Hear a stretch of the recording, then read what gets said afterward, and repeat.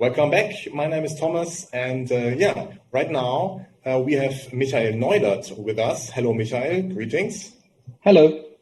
He's founding member of Digitale, an in-house startup of the telephone provider Sipgate. And if you have been with us in the lunch break, you surely got some impression from Sipgate. They sent us 3 cooks to cook us a beautiful meal, and I've really enjoyed that one. But right now, we are here for another topic, and the topic is how to include the lean startup methodology in a corporate. And without further ado, I hand over to you, Michael. The stage is yours. Thank you very much, Thomas. And well, I'm a little bit envy because the Sipgate cooks do really excellent work. And normally without home office, I'm in the big favor of have this for like every work day. Now I only have to work and I don't have anything to eat, but that's okay for me. At Sipgate, we do a lot of things. And for setting the stage, I just want to tell you a little bit more about Satellite. This is actually the product that I'm in development right now, and for the last like almost 4 years now. But probably some of you don't already know Satellite. So this is a short summary to set the stage for everybody. Satellite is an app that offers a fully fledged mobile telephony solution without SIM card. That's really one of a kind thing that nobody else does it in Germany. And we started with the idea for Satellite in 2016, late 2016, and went into the App Store in early 2018. And to get Satellite fit for the market, we used the lean startup methodology, just like Thomas said, based on Eric Rice's book, Lean Startup. I think most of you already know the book, but normally what Eric does is not in a company setting, but more for like the normal startup setting. That means that's something totally different, and we wanted to see if it also works in this company setting. And therefore, we established a startup and a grown-up and wanted to see if that works. And spoiler alert, it really did work. But to do this, or to make this thing happen and to make this work, first thing you do need is a grown-up. And in our case, the grown-up is Sipgate. Sipgate was founded in 1999, and one of my favorite claims to describe Sipgate is Hacking Telco since 1999. And in this context, hacking really means something positive because we don't take things as granted or just say, okay, the status quo is what should be always be. We are a small company, even though right now we are actually, I think we have more like 200 employees right now.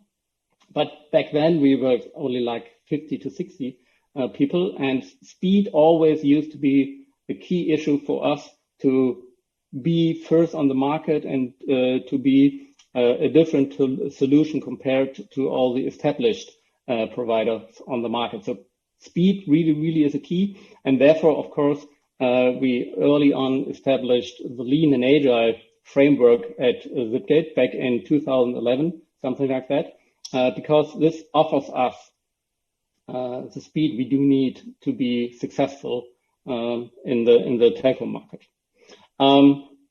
Like you can see, Sipgate, as the grown-up I'm talking about, has some key issues that help to establish something like Satellite.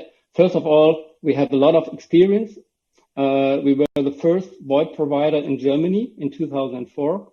Today, we have more than 10 million calls per month on all our different products all over the platform. And platform is also a key thing. We do have an own network and own infrastructure that really divides us from other telephone competitors. They do rely on one of the 3 big providers to make their solutions. We have everything in our own hands, and that was yeah, actually that was the reason why we were able to do something like satellite.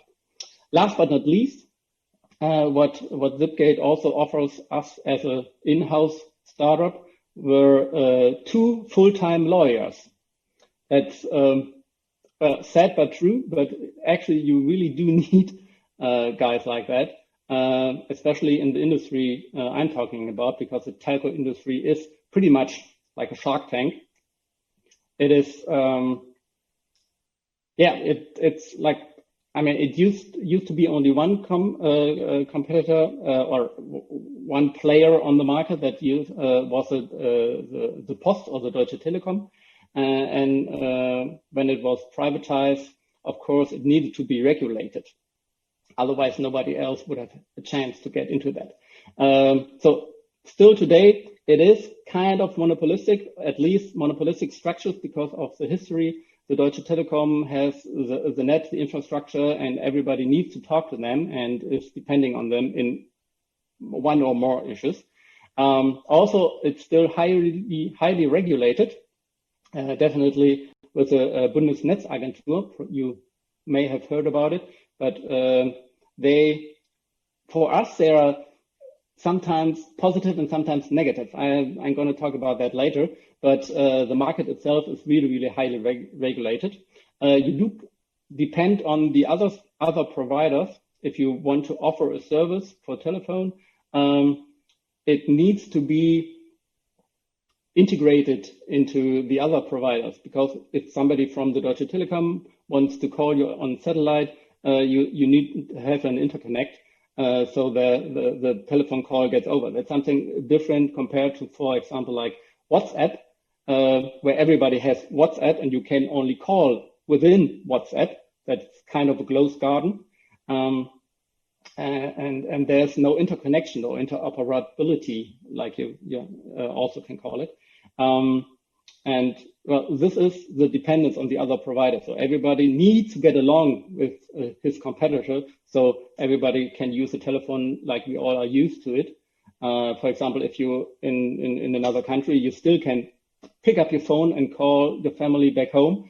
It works, but to make it work, there's really complex regulations and also really complex technology. If you're more interested in that, I can tell you that if you go to satellite.me, in the blog, I did write an article about the obstacles we had to overcome in becoming satellite to what it is right now. It's really interesting, and yeah, that's the story why we also did need 2 full-time lawyers. At least sometimes we did need them. So this closed market do have also an advantage, because if you manage to get into it, all your competitors from the outside can't get in.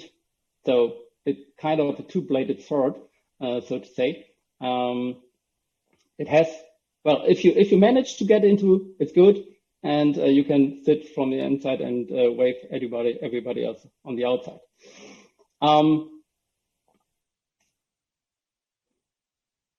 So, like I mentioned, we did this startup in a grown-up with a backup from Sipgate. And we had this idea to establish satellite, to establish a solution that offered you all the advantages from a mobile number with the advantages of an independent app. So you were not limited to a SIM card. You didn't have to use the normal things you would have to do if you have your standard smartphone or whatever. And we did think that's a good idea. I mean, we had the idea, we had the resources, and we had full freedom, because Sipgate, they told us, go do whatever you want. We are really interested in this solution, or in the ability to do this. The providers and also the BNetzA I was talking about earlier, they really didn't like the idea of something with a mobile number and without a SIM card. The providers didn't like it because it totally disrupted their business model. and the BNetzA didn't like it because it kind of disrupted their regulation model. That's a little bit specific. I just want to scratch on it on the surface. It's because you get money depending on if you do it on a landline or you do it on mobile. And that was okay because it was in the past technically totally separated. Landline was with this line and mobile was just waves in the air, and nobody had to think about it if the call goes to landline or mobile because it was obvious. But with our solution, it kind of got combined, and yeah, that disrupted the business model by the providers and the regulation model by the Bundesnetzagentur. But that actually was something that the two lawyers could take care of. The really important question was something else. Would anybody need this? We really liked the idea, but we are engineers and we were fascinated by the technical possibility to do something like that. But would anybody need something like that to liberate the mobile number from the SIM card? I mean, what's in for the customers? I mean, which value proposition should we make about satellite? And that was something when we first started to do this. You probably all know the build, measure, learn circle, something that in the Lean Startup book is heavily described. And it's one of the key elements of the Lean Startup. Not only that it's a circle, but also that it's a circle you do really, really often and within a short amount of time to find out, to learn what is really what your product should be. And what we did start with the learn. We didn't build actually a prototype or something. We wanted to learn what should we do with this technical solution, liberating the mobile number from the SIM card, that would give an advantage to the customers. And then again, MVP, I heard it today, I think, 1 million times. So I assume everybody of you have heard about it. The minimal viable product. And the definition is a process that allows its creator to validate or invalidate assumptions quickly with a subset of potential users. And I just want to emphasize the term process, because mostly people think of an MVP as something they have to build physically somehow. So like a paper prototype or a prototype in general, something that's more or less like the final product. But especially in the beginning of product development, it's not necessarily like the final product. It is a process to validate assumptions.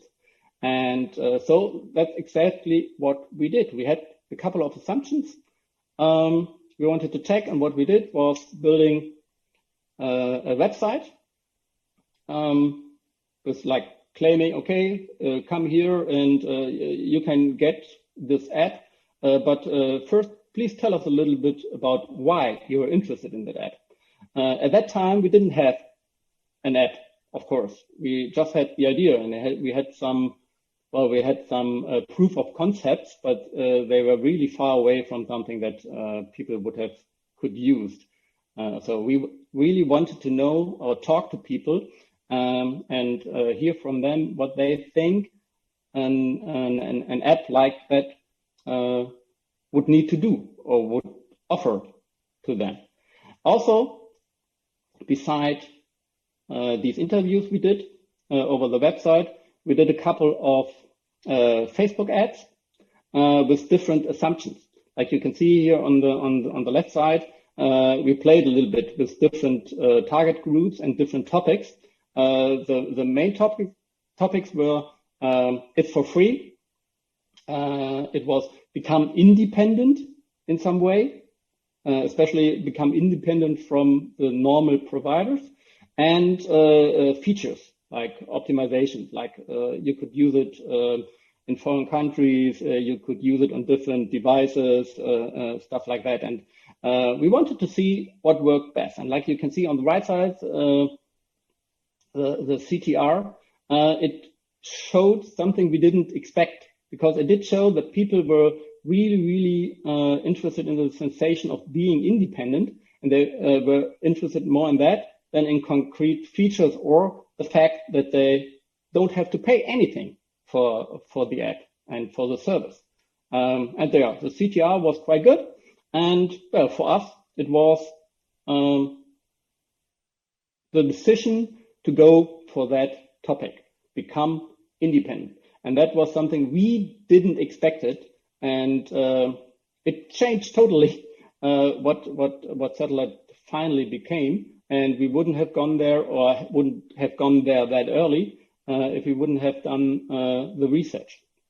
One small fun fact, if I look at the ad, it's really fun because now we have a totally different logo and we have a totally different domain. I mean, the getsatelliteapp.com, yeah, we went away from that, and we went away from that like bluish, whatever it is.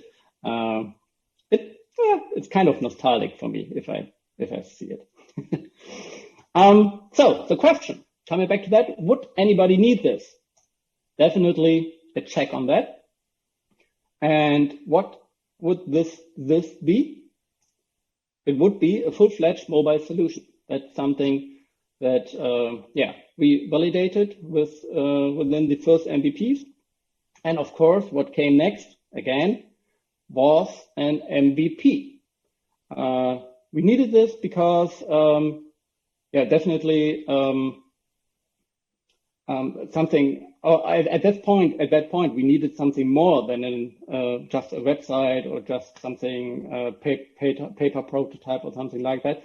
The users wanted a full-fledged mobile solution. So to validate this, we needed more than, we needed this. We needed a full-fledged mobile solution, and that's something that's not really uncommon, because if you look at this smart little thing, probably you remember the first iPhone. That was also some kind of minimal viable product, because they wanted, or they had the assumption that people wanted an iPod with mobile internet at their fingertips in a phone. Steve Jobs actually was, or at least the legend is, that Steve Jobs was really afraid that his iPod could be disrupted by a phone with music capability. And therefore, he did a cooperation with Motorola that they did something totally horrible. And then, well, he came up with his own phone and brought it on the market.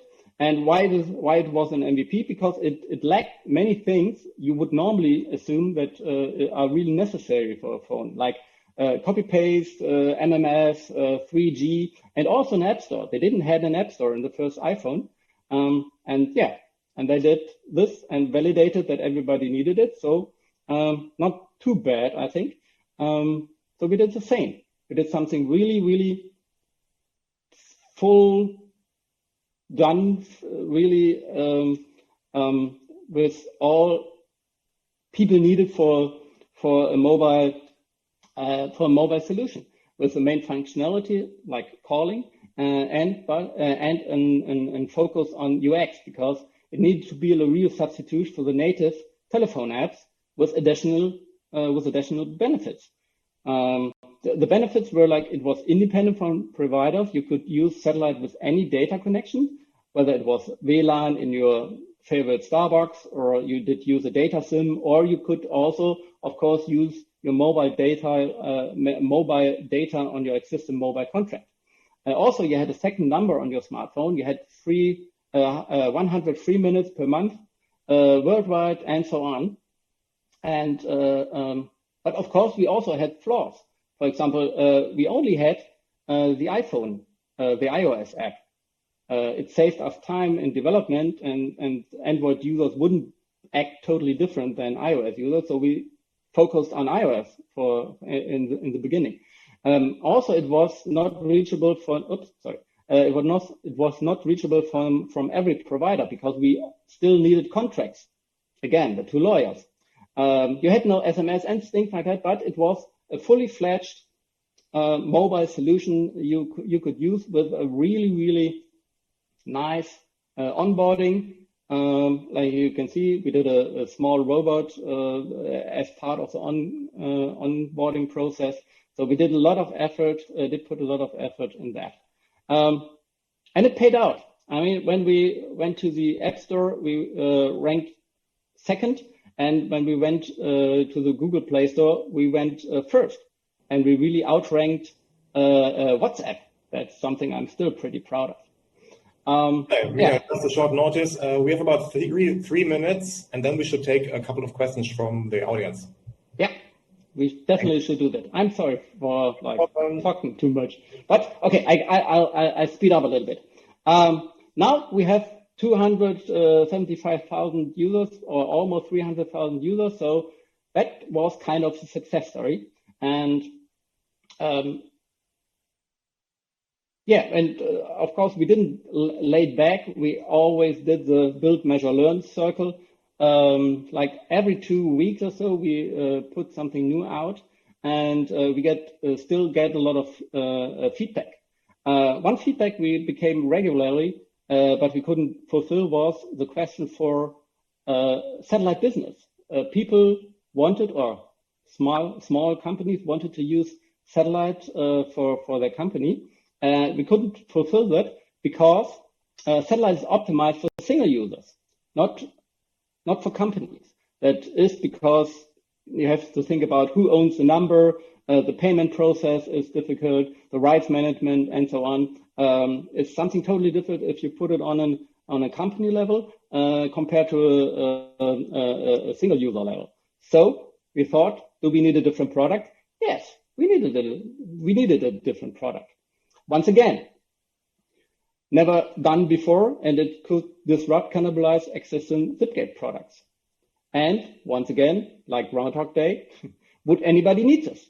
So we did again the MVP. And this time,